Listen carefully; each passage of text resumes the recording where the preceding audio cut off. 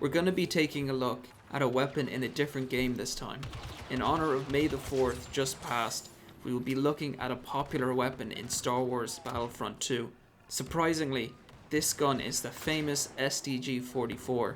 We will be taking a look at the history, how it works, variants, and how it connects to Battlefront 2 and Star Wars. At the end, I will also talk about how guns in Star Wars shoot high energy beams, so stay tuned.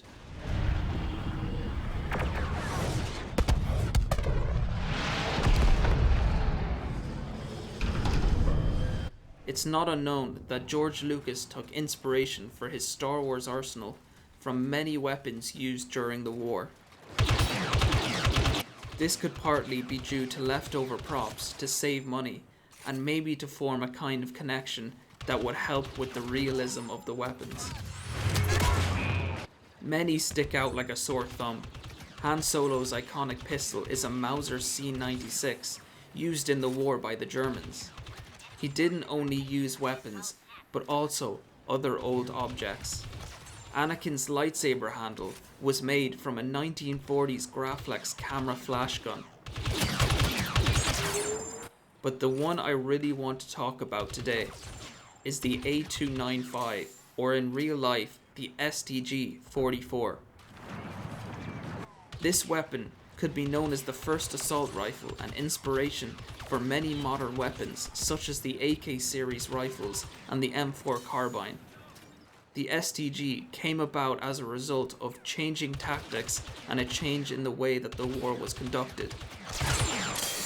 During World War I, grueling horrific fighting took place in the trenches, which could involve months of being stuck in a cramped, muddy hole complemented by a barren view of the wasteland of no man's land.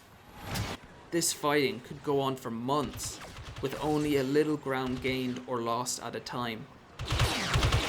The weapons effective for such a fight were bolt-action rifles due to how reliable they were and their accuracy.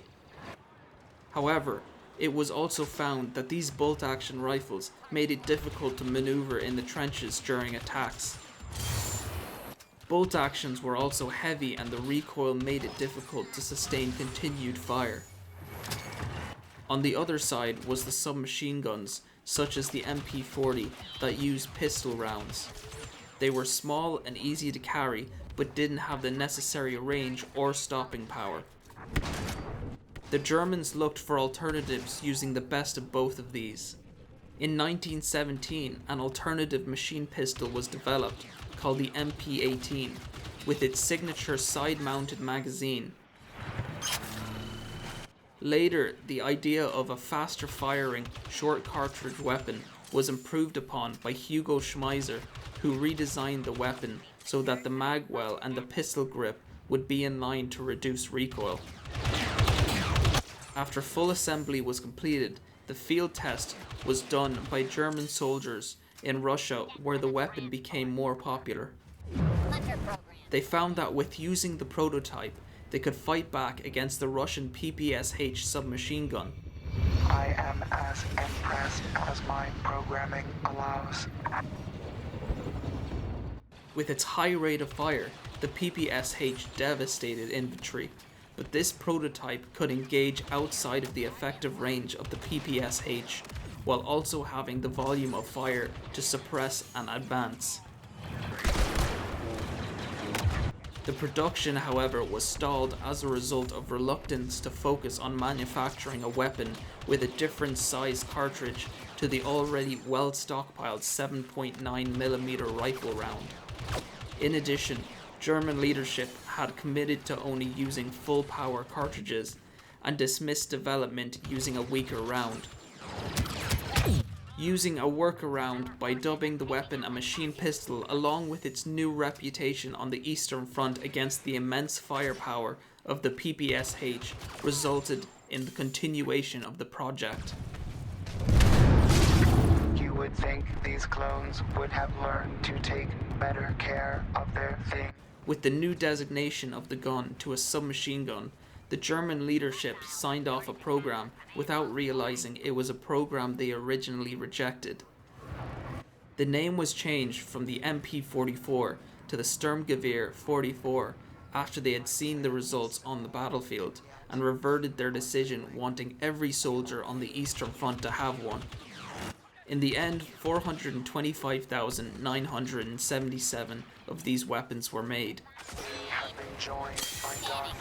The STG had a 30-round magazine with a long-stroke gas piston system with a tilting bolt locking mechanism. The firing pin on the bolt starts locked against an adapter, which the hammer can travel through to strike the pin that is now kept in place. This adapter is located in front of the stock, connected to the recoil spring.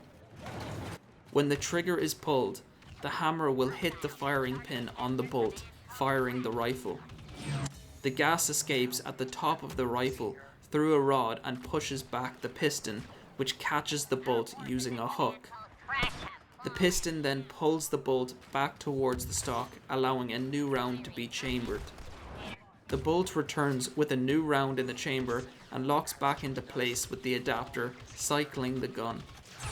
It had a rate of fire of 500 to 600 rounds per minute and a range of 300 meters. In addition to its popularity, the STG-44 received some pretty weird variations. For example, a version of the weapon where the barrel of the gun was curved, allowing a soldier to shoot around corners. The gun was also fitted with a mirror for aiming. The idea was that the curved barrel could be poked out of a half-track armored vehicle's aiming ports to deter enemies from planting mines on the side of the half-track. The curve from 30 degrees to 90 degrees was made, however only the 30-degree version was produced with high numbers.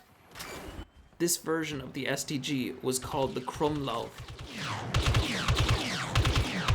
In Star Wars Battlefront 2, the A295 is a reliable burst-fire weapon. It can be versatile enough to be used in close and long engagements, but it really thrives in that mid to long range setting.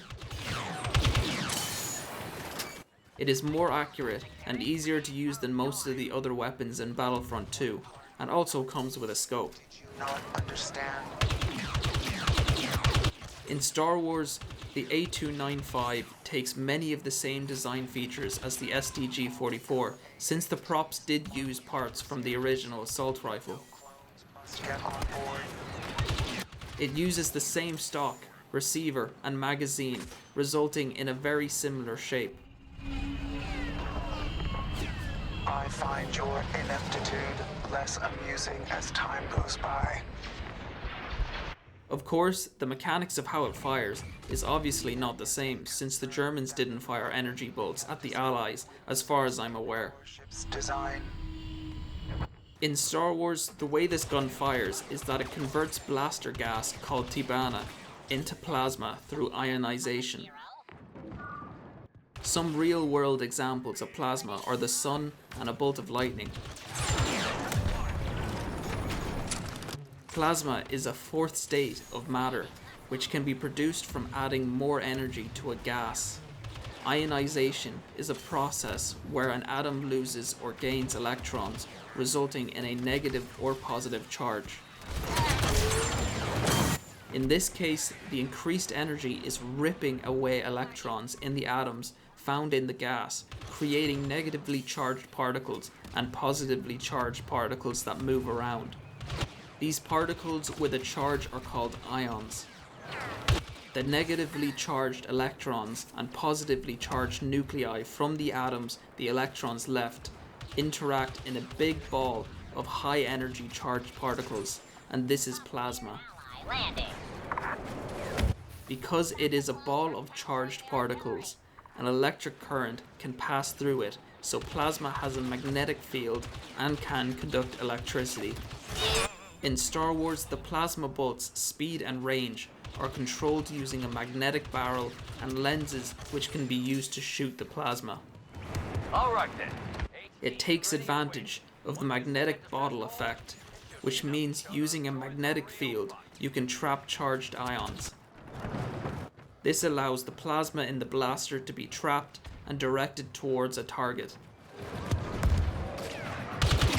Hope you enjoyed this info dump on the A295 and the STG-44 in Star Wars. Subscribe to not miss out on more of these kind of videos in the future, and take it easy.